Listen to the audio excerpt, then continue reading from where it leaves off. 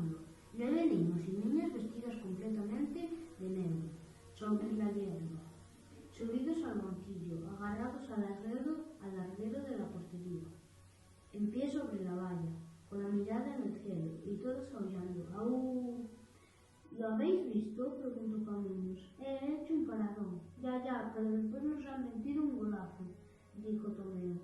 Son buenísimos, sollozó Angustias, y mira cómo aullan. Pero, ¿por qué te has apartado cuando venían hacia nuestra portería?, le preguntó Marilyn. No me apartaba, contestó el lateral.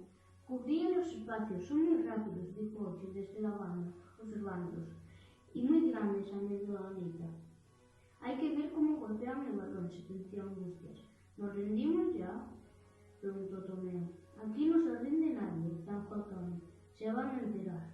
Agarró el balón y dispuso a sacar otra vez de centro. Tú eres el que se ha llevado el balonazo esta mañana, ¿verdad?, le preguntó Marco sonriendo al pasar a su lado. Estos del Sotoalto son especialistas en recibir balonazos en la cara. Ja, ja, dijo Felipe señalando a Tony y Camões. Empezaron todos a reírse. En el partidillo continúa, avisó Tony. Menos risas y más jugar al fútbol. No te sulfures tanto, chavalín, dijo Felipe luego.